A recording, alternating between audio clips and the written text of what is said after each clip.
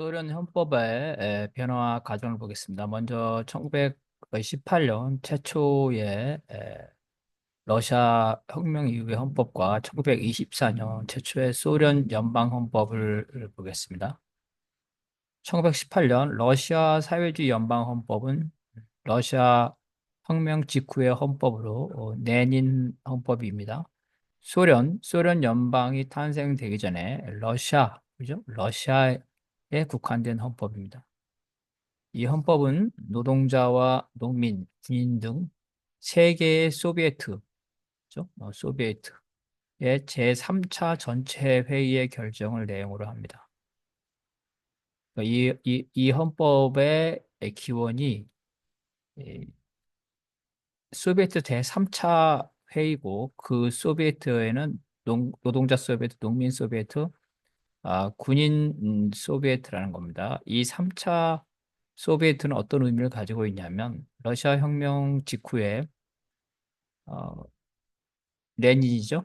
레닌 혁명 정부에 의해서 재원의회를 투표를 해서 했는데 그 재원의회 결과 혁명파가 아니라 이 보수파와 중간파죠.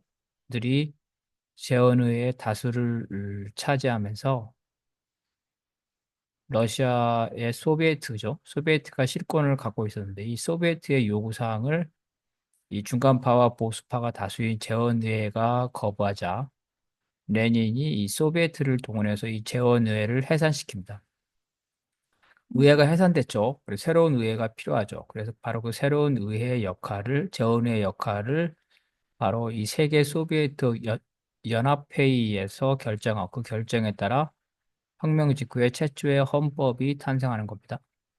1918년 헌법은 일하는 사람들과 착취당한 사람들의 권리 선언이라는 제목, 그다음에 일반 원칙, 소비에트 권력기관 투표권, 예산, 국가 상징물 등 6개의 장으로 구성되어 있습니다. 권력기관의 장은 중앙 권력기관뿐만 아니라 지역 권력기관에 관한 부분도 포함하고 있습니다. 이 헌법은 사회주의로 가는 과도기에 대해서 언급하고 있습니다. 이 사회주의로 가는 과도기를 인민민주주의라고 합니다.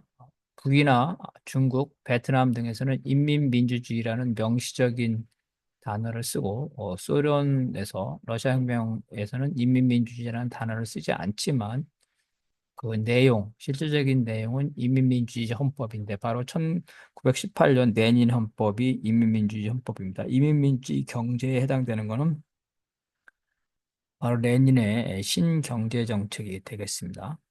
사회주의 경제, 전면적인 집단화로 가기 전에 일부 자본주의적인 요소를 허용하는 신경제 정책이 바로 중국과 북한에서 채택했던 인민민주주의 경제라고 볼 수가 있겠습니다. 그래서 이 부분은 인민민주주의 헌법, 북한과 중국의 인민민주주의 헌법과 유사합니다. 그 내용을 보면 사회주의로 가는 과도기에 노동동맹이죠. 노동자와 농민 동맹을 중심으로 그 자본주의 질서를 종식시키고 사회주의 체제를 구축하려는 인민민주주의 헌법입니다. 이 헌법의 목적은 먼저 착취계급이죠. 자본가, 관료, 그 다음에 직업군인, 귀족들이죠. 귀족들, 지휘관. 그 모든 계급의 소멸이라는 것은 착취와 피착취자를 모두 없애겠다는 겁니다. 사회주의 승리와 사회주의 체제의 구축, 사회주의 국가, 프롤레타리아 독재 체제의 구축이죠.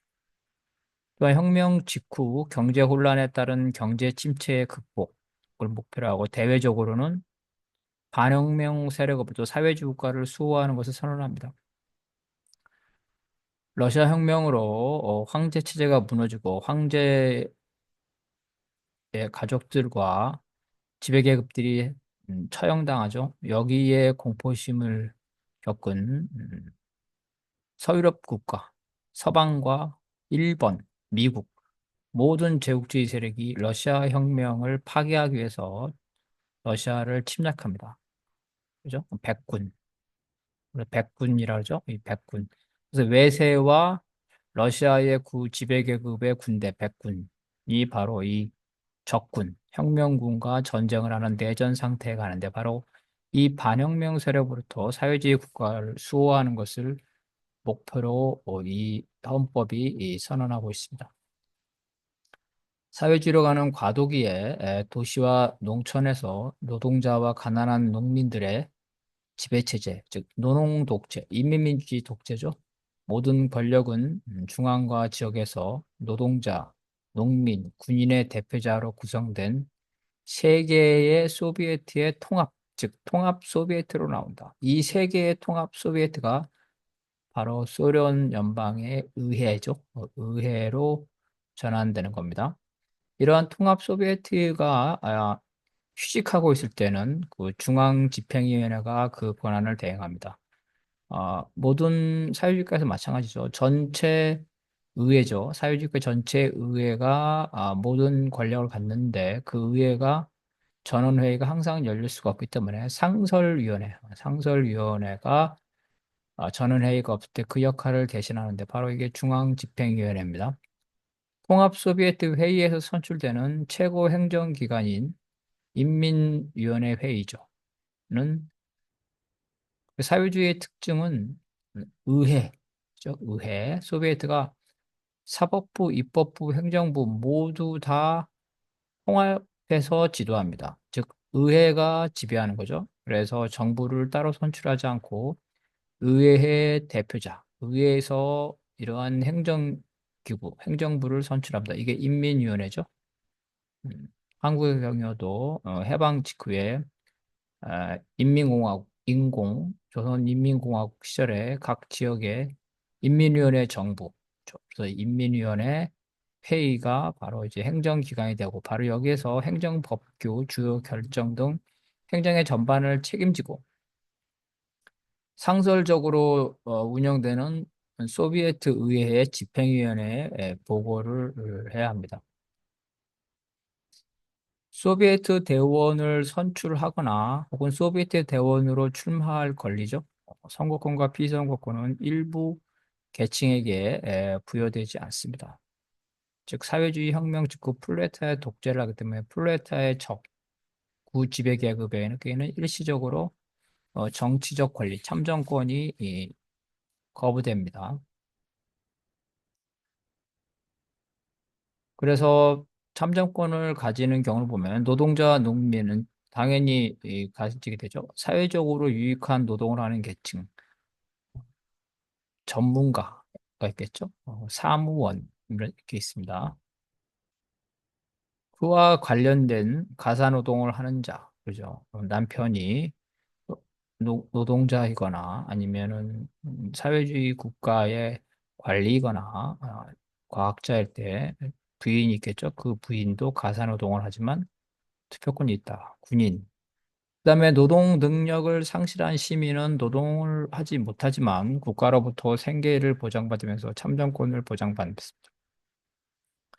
반면 투표권과 피선거권, 후보로 출마할 수 없는 자들은 착취 노동에 종사하는 자, 과거의 자본가들이죠. 불로소득자, 지주들, 임대료로 먹고 사는 사람들, 그 다음에 이자죠. 이자로 먹고 사는 사람들, 이런 불로소득자. 그 다음에 상인과 중개인도 부르주아 계급이죠. 그 다음에 직업 종교인, 단순히 종교인이 아니라 신부나 목사처럼 일을 하지 않으면서 종교인으로부터 돈을 착취하는 이런 직업 종교인이죠. 그 다음에 구착취 계급에 봉사한 경찰, 헌병, 구봉건 귀족의 군대 지휘관입니다.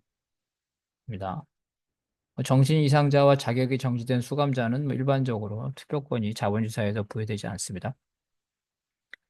여기서 중요한 거는 이러한 음, 인민의 반동에게 투표권을 을 거부하는 것은 영원한 것이 아니라 일시적인 겁니다. 일시적인 것. 음. 시간이 지나면 이들의 위험성이 소멸되기 때문에 결국은 사회주의 국가에서도 모든 인민이 나중에 투표권을 갖게 됩니다. 모든 사유지는 보상 없이 국유화되고 무상 몰수죠. 대토지 농민들에게 분배됩니다. 광산, 공장, 철도 등 중요한 생산 수단은 바로 국유화되고 노동자의 통제 아래 놓인다는 겁니다. 광장, 공장, 광산, 철도 이런 생산 수단이죠. 조그만 영세기업, 자영업 이런 거는 국유화되지가 않습니다. 자본가와 국가가 설립했던 은행이죠. 노동자와 농민의 정부가 소비한다. 전인민적. 보통 국유라 하는데 국유를 전인민적 소유라고 합니다. 기생계급이죠. 임대료를 받거나 이자를 받는 기생계급은 더 이상 용납하지 않으며 모든 인민은 건강한 한 노동의 의무를 집니다. 그래서 국가가 그 개인의 소질에 알맞고 개인이 이 희망하는 그러한 직업을 조정해서 주죠. 물론 자기가 항상 원하는 직업을 가질 수는 없겠죠. 일하지 않는 자는 먹지도 마라는 이러한 구호로서 착취계급, 일하지 않고 착취만 하는 계급의 부활을 막기 위해서 그죠? 이 반혁명이죠. 사회주의 혁명 이후에 노동자들의 정부에 대해서 자본가와 지주들이 반혁명을 일으키죠. 실제로 반혁명을 일으켜서 내전이 발생하고 있는 상황입니다. 모든 노동자들은 무장한다. 사회주의 붉은 군대, 적군은 착취계급의 군대로부터 몰수한 무기로 무장한다. 황제의 군대죠. 황제의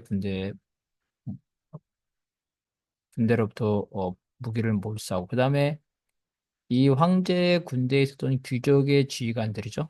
이들은 일반적으로 군대에서 추방당합니다. 다만 사회주의 조국의 충성을 맹세하고 검증된 구 장교들 일부는 계속해서 사회주의 군대에 복무할 수 있도록 합니다. 과거 제국주의 국가와 맺은 비밀 조약이죠. 이것들은 다 무효이다. 러시아 제국과 부르주아 정부 자본가들이 외국으로부터 빌려온 채무 모두 무효이다. 제국주의의 영토 복속과 식민지 정책에 반대한다. 당연히 이러한 반제국주의적 정책을 택했기 때문에 어, 미국, 일본, 독일, 영국, 프랑스 모든 제국주의 국가들이 러시아를 침략합니다. 러시아의 그 반동이죠. 반동들과 연합해서 내전과 국제전을 동시에 일으킵니다.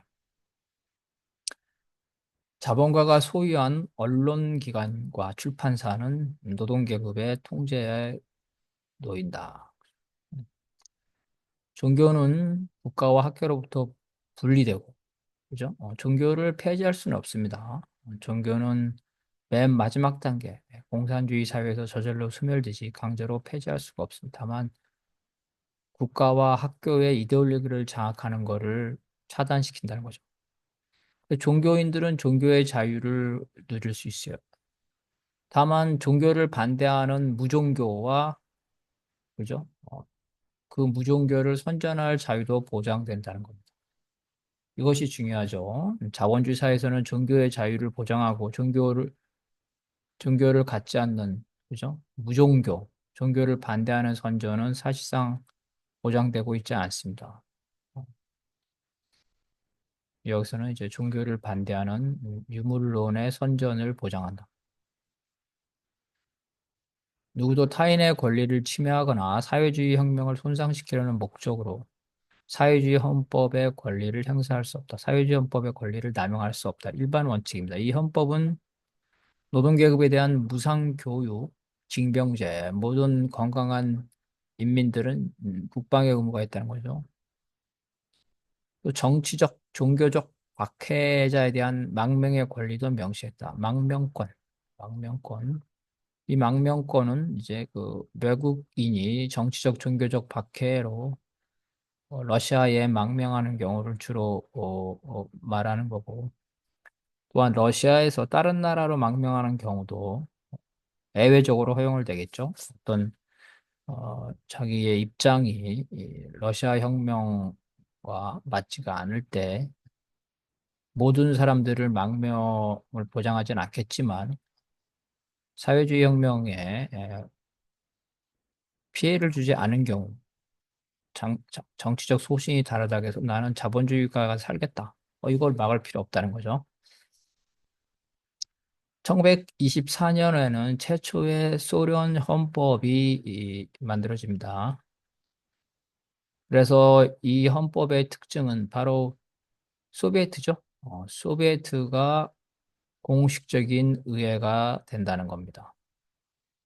최초로 바로 과거 구체제에 의해 듀마였는데 지역별 일반 투표, 보통 투표로 하는 그런 부르주아식 선거가 아니라 노동자, 공장에도 선거하고 군대, 병영에서 선거하고 그죠? 농촌에서 선거한 노동자와 농민과 군대의 소비에트가 모였죠. 이러한 소비에트가 공식적으로 의회가 돼서 그 소비에트는 대의원이 되는데요. 도시 소비에트에는 2만 5천 명당 한 명, 시골 소비에트는 12만 5천 명당 한 명의 대의원을 선출합니다.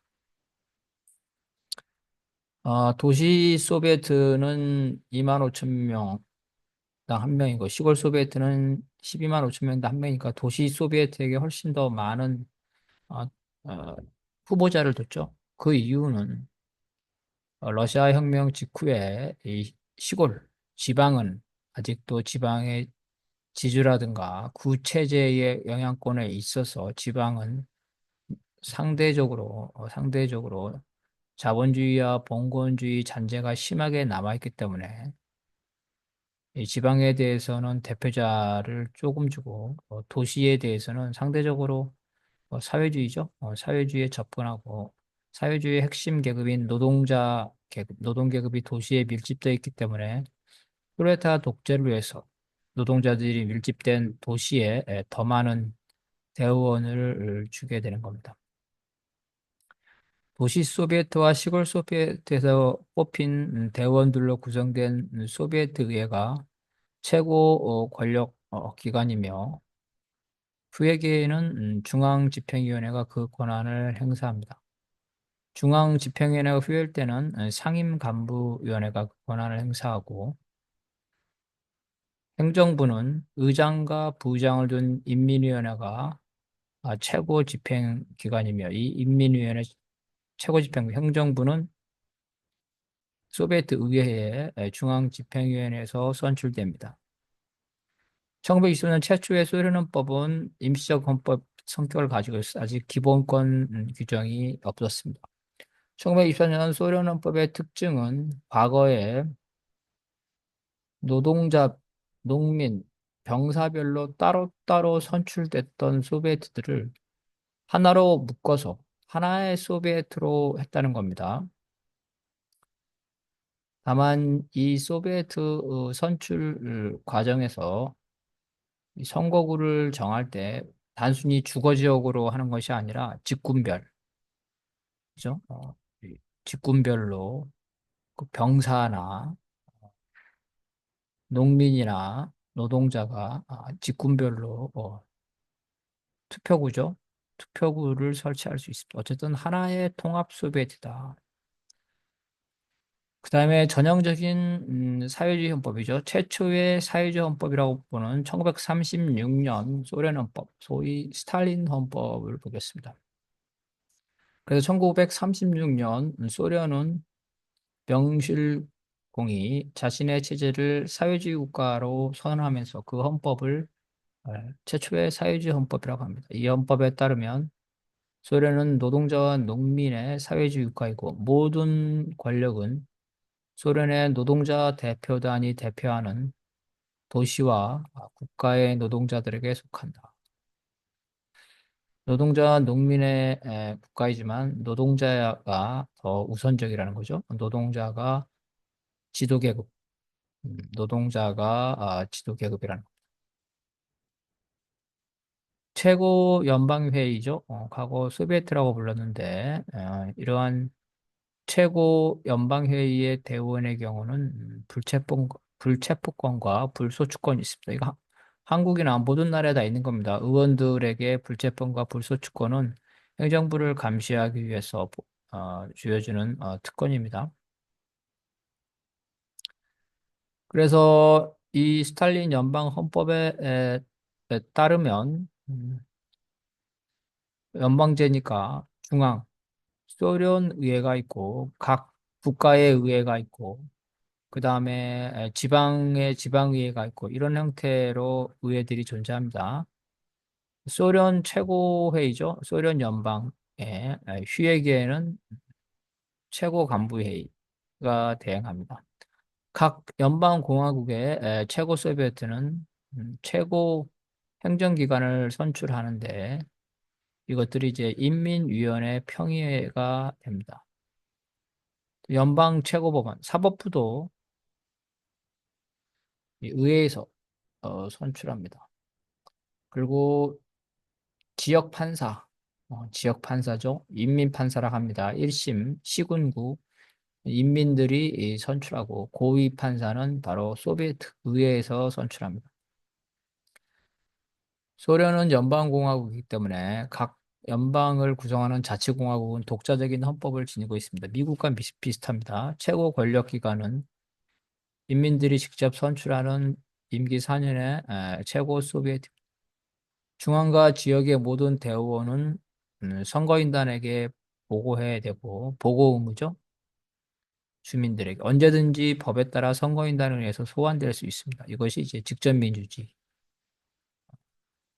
자본주의에서는 투표일, 선거일에만 이런 국회의원이나 대의원을 해임할 수 있는데 사회주의국가에서는 바로 직접 선거, 소환권에서 언제든지 이 자신의 대표를 해임할 수가 있다는 겁니다. 소련 사회주의 이 재산은 전체 인민의 소유, 보통 국유라고 그러죠. 형태로 존재하거나 집단적 소유인 협동조합, 공동농장의 형태로 존재합니다. 역시 일하지 않은 자의 먹지도 말라. 물론 노동 능력이 없는 신체가 불완전한 사람들, 장애인들에게는 해당되지 않죠. 이러한 원칙에 따라 모두에게 건강한 사람은 노동의 의무가 있습니다. 소련에서 적용되는 원칙은 능력에 따라 일하고 노동에 따라 분배받는다는 사회주의 원칙입니다. 아직까지는 필요에 따라 분배받는 공산주의 단계는 아닙니다. 1930년 스탈린 헌법은 노동권, 휴식권, 여가권, 남녀평등권, 모성애 보호, 어, 종교의 자유, 무신론의 자유, 언론 출판 집회의 자유, 사생활의 보호 등을 보장합니다. 그리고 이러한 개인의 자유를 보호하기 위해서 법원의 결정이나 검찰청이죠. 검찰청의 어떤 결정이 없이는 체포되지 않는다. 이런 것도 보호합니다. 다만 언론, 출판, 집회의 자유를 공산주의, 사회주의를 공격하는 수단으로 사용되면 안 된다. 이런 제한이 있게 됩니다. 1977년 소련 헌법, 브레즈네프 헌법이라고 하고 소위 발달한 자본주의 헌법이랍니다. 1936년보다 사회주의가 한 발 더 진척됐다는 거죠. 발달한 사회주의 헌법. 이 헌법은 후르시초프의 영향을 받았습니다. 후르시초프에 따르면 1917년 소련 혁명 이후에 이미 많은 세월이죠. 상당히 많은 세월이 지났기 때문에 1956년 당시 후르시프의 연설입니다. 소련에서는 자본가 계급이 소멸돼서 계급 투쟁이 종식돼서 이제 소련은 자본가와 노동자의 구별이 없이 모든 인민이 착취계급도 아니고 피착취계급도 아닌 그래서 노동자의 국가가 아니라 전 인민의 국가로 전환되었다고 밝힙니다. 그래서 소련에서는 프롤레타 독재죠. 이것이 더 이상 할 필요가 없다. 노동자와 자본가의 구분이 없고 지배계급이 사라졌기 때문에 그래서 사회주의, 민주주의를 했다. 그래서 민주주의를 강화하고 모든 인민이 평등하게 정치에 참여할 수 있다. 소련 공산당은 소비에트 사회를 선도하고 지도하는, 그죠? 지도 세력으로서 정치적 최고기관이죠. 정치기관과 국가 사회기관의 핵심을 이룬다. 공산당은 인민을 위해서 존재하며 인민을 위해서 일해야지 인민에게 지배하면 안 된다. 마르크스주의 레닌주의를 부정한 공산당은 사회의 발전과 국내외 정책의 전반적인 방향을 결정한다. 여기서 공산당은 소련 혁명, 러시아 혁명 직후에 원래 러시아 사회민주당이죠. 근데 혁명한 직후에 혁명정부, 사회주의 혁명정부가 들어선 이후에 공산당으로 공식적으로 이름을 바꿉니다. 공산당은 소비에트 인민의 창의 활동을 이끌고 공산주의 승리를 위한 투쟁에 계획을 제출하고 그 계획은 과학적이어야 된다, 합리적이어야 된다. 모든 정당 조직은 소련 헌법의 틀 안에서 가능하다. 자, 모든 정당이라는 소련은 당연히 이 소련 혁명을 주도한 소련을 정치적으로 지도하는 이 공산당은 당연히 존재하고 그렇다고 해서 공산당 이외에 모든 정당을 불법화한 것은 아닙니다. 다만 소련의 특징으로 소련에서 러시아 혁명 당시의 중간 정당들이죠. 어, 중간 정당들, 벤세비키, 사회혁명당 이런 중간 정당들은 러시아 혁명 당시에 반혁명에 섰기 때문에 반혁명의 혐의로 다 해산이 되고 불법화가 됩니다.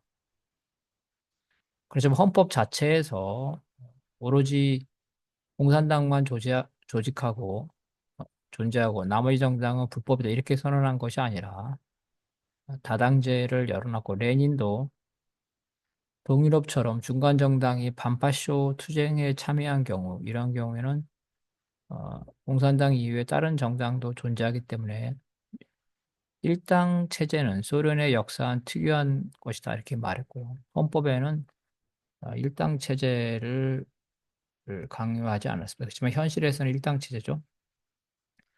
중국이나 조선 두 군은 일당 체제가 아닙니다. 아, 여러 가지 다당제고 다만 아, 그 집권당이죠. 공산당이나 조선노동당이 일당이 이 지배하는 일당 지배 체제지 여러 가지 정당들이 존재하는데 그중에 공산당이나 조선노동당 일당이 지배하는 체제지 오로지 다른 정당이 없는 일당 체제는 일당 체제와 일당 지배 체제는 구분해야 됩니다. 즉, 이 헌법은 공산당도 헌법과 법률을 준수해야 한다는 사회주의 적법성과 사회주의 민주주의를 주장해요. 사회주의 민주주의 되게 중요해요. 이제는 프롤레타 독재라는 그러한 독재, 이러한 음, 엄중하죠. 이러한 단어보다는 사회주의 민주주의라는 단어를 쓴다는 겁니다. 왜? 프롤레타 노동계급이라는 의미가 사라졌기 때문에 모든 인민이 음, 착취자도 아니고 피착취자도 아닌, 그죠? 하나의 인민이기 때문에 이제 프롤레타 독재라는 말보다는 사회주의 민주주의라는 말을 쓴다는 겁니다. 이 말은 중국에서도 현재 쓰고 있고 조선에서는 아직 이 말을 안 쓰고 사회주의 법무생활이다 이런 말을 쓰고 있습니다. 국가의 존속을 위해 가장 중요한 문제들은 전국적인 논의를 거쳐 국민투표로 결정한다. 연방 소비에트와 민족 소비에트죠. 연방 소비에트는 소련 차원의 소비에트고 민족 소비에트는 각 공화국 차원의 소비에트의 의견 충돌이 있을 경우 최종적으로 어, 다음에 한 번 더 연방 소비에트에서 한 번 더 다음 회기 때 논의하거나 아니면은 공동으로 연방과 각 지방 소비에트가 공동으로 회의를 하고 그리고 전국적인 국민 투표에 붙여진다. 연방과 각 공화국의 어떤 권리 조화를 규정한 겁니다. 소비에트 회기 중에 혹은 대의원으로서 권한을 행사할 때 일을 못하죠. 이 대의원, 국회의원은 자기가 속한 직군의 정규직지의 평균 소득을 보장받는다. 그래서 국회의원이 월급을 많이 받는 게 아니라 일반 노동자의 평균 소득을 받는다. 이건 파리코메에서도 이렇게 똑같이 될 거죠. 파리코메. 그래서 일반 노동자의 평균 소득인데 어느 노동자냐 하면 자기가 속한, 그죠? 자기가 영구직이면 영구직의 정규직이 되겠죠. 생산과 서비스 영역에서 자신의 직무 수행으로부터 해방된다. 그렇죠. 자기가 국회의원이면은 직장의 일을 안 해도 되죠. 유권자의 신뢰를 저버리는 대표는 언제든지 법에 명시된 절차에 의해서 유권자의 과반수에서 해임될 소환권이죠. 소환권. 참고적으로 소련의 월급은 자본주의 월급과 달리 힘든 일을 많이 하는 사람, 그죠? 힘든 직종일수록 월급을 더 많이 받습니다. 선생님, 교수들 월급 별로 안 받아요. 광부, 건설 노동자, 이렇게 힘든 일을 하는 사람들 월급 많이 받습니다. 자본주의과와 다르다는 거죠. 자, 마지막으로 소련 붕괴기의 헌법에 대해서 보겠습니다. 고르바초프 당시의 헌법입니다. 1990년에 소련 인민대표대회는 대통령을 선출하는데 고르바초프가 단독으로 나왔기 때문에 초대 대통령으로 선출합니다.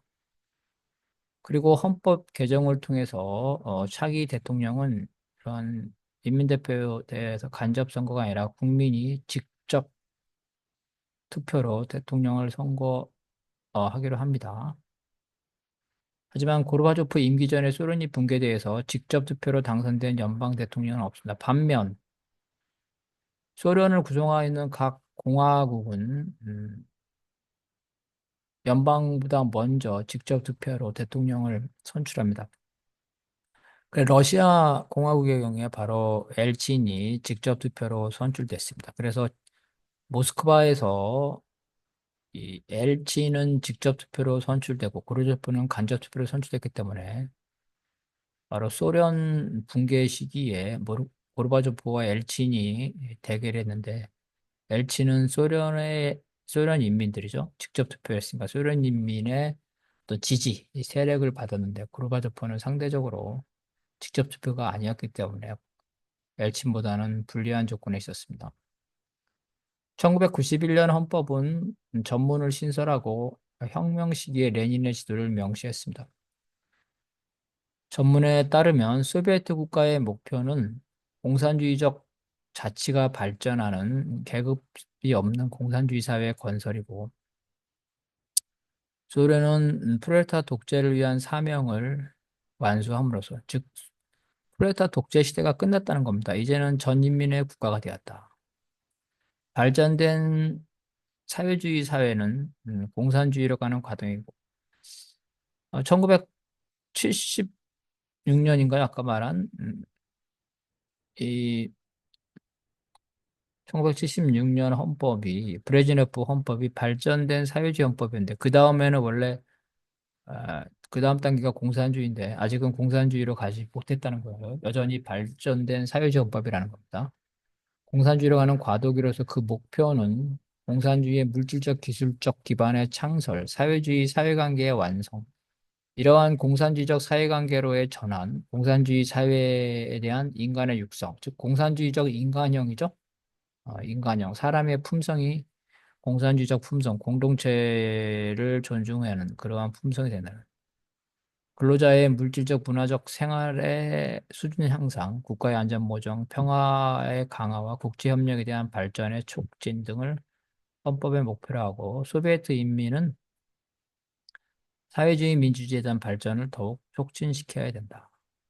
그래서 소비에트는 계급의 적이 대up에서 사라졌기 때문에 프롤레타 독재보다는 사회주의 민주주의를 강조하고 있습니다. 소련의 모든 권력은 인민으로부터 나온다. 인민은 음, 인민대의원 소비에트를 통해 국가 권력을 행사한다. 똑같네요. 대한민국 헌법, 다른 헌법에도 모든 권력은 국민으로부터 나온다. 그죠? 국민은 그 권력을 국회를 통해서 행사한다.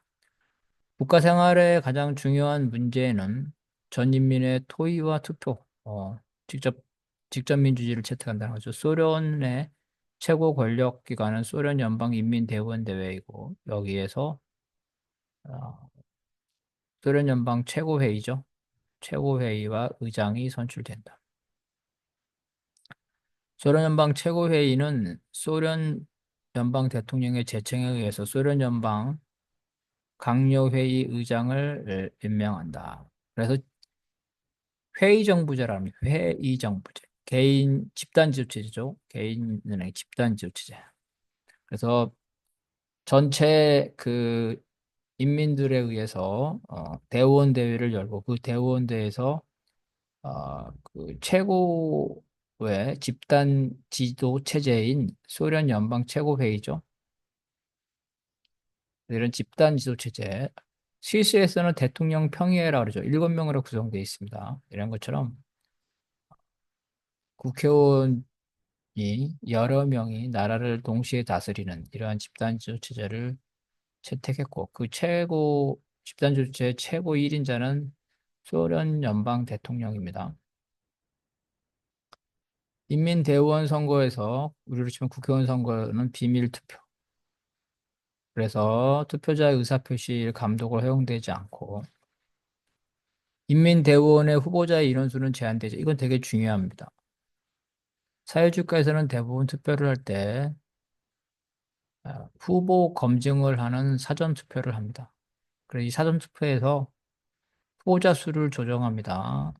당선돼야 할 에, 의원의 숫자가 그래서 10명이다. 그러면은 무조건 다 후보 등록할 수 있는 게 아니라 11명이나 12명만 후보 등록을 합니다. 그래서 주로 찬반 투표가 많게 되는 거죠. 모두 출마할 수 있지만 후보 검증을 통해서 후보자의 숫자를 제한하는데 바로 이 소련의 마지막 헌법에서는 후보자의 숫자를 제한하지 않는다는 겁니다. 미국도 후보자의 숫자를 제한하죠. 프라이머리, 사전선거를 통해서. 근데 이 사전선거 제도를 안 한다는 거죠. 투표용지에는 임의의 인원수만큼 후보자를 포함시킬 수 있다. 그러니까 투표용지에, 그죠? 투표용지에 후보자가 여러 명이 될 수도 있다는 거죠. 후보자를 제한하지 않는다. 선거인 또는 사회조직의 뜻에 다르지 않은 대의원은 법에 정하는 절차에 따라 다수의 선거인 또는 자신을 선출한 사회조직의 결정에 언제든지 에, 소환될 수 있다. 그죠? 이 소환권이 있네요. 후보자는 보통 단체죠, 단체. 단체가 추천하거나 아니면 그 지역의 유권자들이 추천하는데 이러한 당선되고 나서 어, 자기를 찍어준 유권자를 배신할 때는 소환될 수 있다. 입법부는 소련 연방 최고회의고 행정부는 대통령과 강요입니다. 행정부는 바로 이제 이 소련 연방 대의원에서 뽑히는 거죠. 대통령은 직접 투표로 소련 연방과 각 공화국의 과반수 투표에 과반수 투표로 선출하며 5년 임기를 중임할 수 없다. 단 한 번만 한다는 겁니다. 근데 아까 말했처럼 소련 연방 차원에서는 대통령을 직접 투표로 뽑힌 적이 한 번도 없습니다. 이 헌법을 시행하기 전에 소련이 무너진 거죠. 소련 또는 연방 구성공화국 및 지방이죠. 지방 차원에서 중요한 문제들은 각각의 입법부죠. 의회, 연방회의, 공화국회의, 이 지방회의 이 등에서 논의돼서 해결하고 그죠. 그래서 그러지 못할 경우에는 더 어려운 문제는 이 대원의 결정에 따라서 국민투표나 주민투표로서 문제를 해결한다. 소련의 경제는 영토 내에 있는 사회적 생산, 분배, 교환의 모든 과정을 포괄하는 단일한, 그죠? 하나의 경제 복합체이다. 국가경제, 국민경제이다. 경제에 대한 지도는 경제사회의 발전 계획에 따라 각 분야별, 지역별로 여러 원칙을 경제를 국가가 지도하는 거죠. 원칙적으로 계획 경제라는 겁니다. 기업 활동, 기타 조직의 경영적 자주성, 창의성은 중앙집권적 통제와 결합된다. 중앙 집권적으로 국가가 지도하지만은 개별 기업에게 일정 부분의 자율성과 창의성을 준다는 겁니다. 이 경우 기업의 독립, 생산성, 이윤, 원가, 기타 경제적 요소와 자극이 적절히 이용되도록 한다. 어떤 기업이 국가에게 어떤 목표를 주어주고 그 목표 이상으로 열심히 해서 달성할 경우에는 그 기업의 구성원들이 이거를 나눠 갖는 거죠. 이런 거를 정해주고 반대로 기본적으로 기업은 국가의 지원을 받기보다는 독립적으로 재정을 마련해야 될 그러한 의무를 진다는 겁니다. 국가는 다양한 소유 형태를 발전시킨다. 이 부분은 중국에서 사회주의 시장 경제죠. 그래서 중국에서 국유제, 그다음에 집단적 소유, 그다음에 개인 소유를 다 허용을 했죠. 이 소련 헌법에 유사한 다양한 소유 형태를 발전시킨다는 조항이 있습니다. 토지와 지화자원, 수자원, 자연에 존재하는 동식물은 그 지역 인민의 고유한 재산. 이건 매우 중요합니다. 공유재산이라는 거죠. 그 지역의 공유재산. 개인이 그걸 소유할 수 없다. 자본주의 사회에서는 어때요? 어, 마을에 있는 앞바다도 개인이 소유할 수 있습니다. 뒷산도. 그렇지만 사회주의에서는 마을에 있는 바다와 마을 뒷산은 그 마을 사람들이 사용할 수 있는 고유한 재산이다. 이걸 총유라고 합니다. 총유. 집단 소유는 법의 규정에 의하여 국가 소유를 전환하거나 혹은 자유의사에 의하여 시민 또는 조직의 재산을 통합하고 형성합니다. 그러니까 집단 소유는 여러 가지 형태, 전인민적인 국가 소유가 있고 협동조합적 소유가 있겠죠. 그다음에 공사를 만드는 소유가 있을 거고 지방 정부의 소유가 있습니다.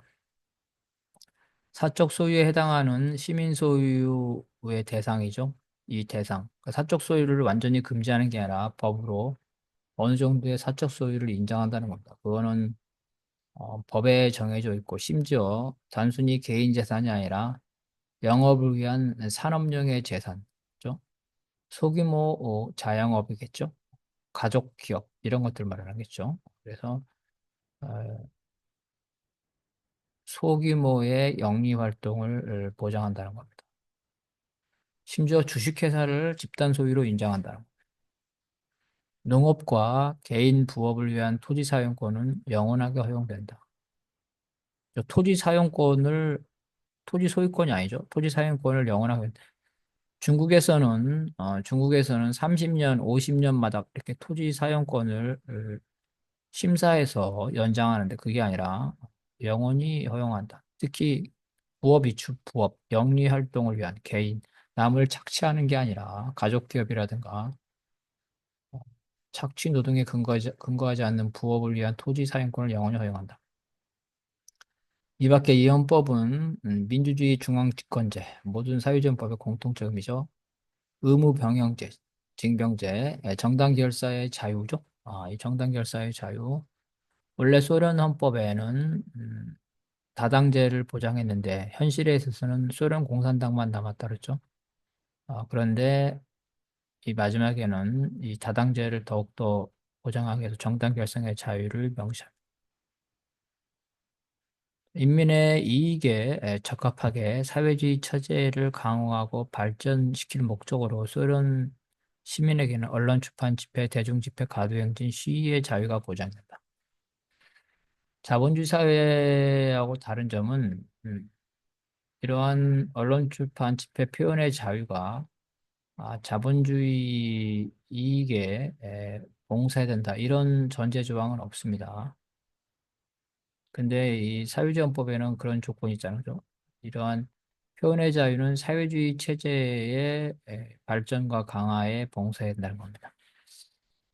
얼핏 보면 표현의 자유를 제한하는 거가 있지만 자본주의 사회에서도 모든 표현의 자유가 허용되지 않죠.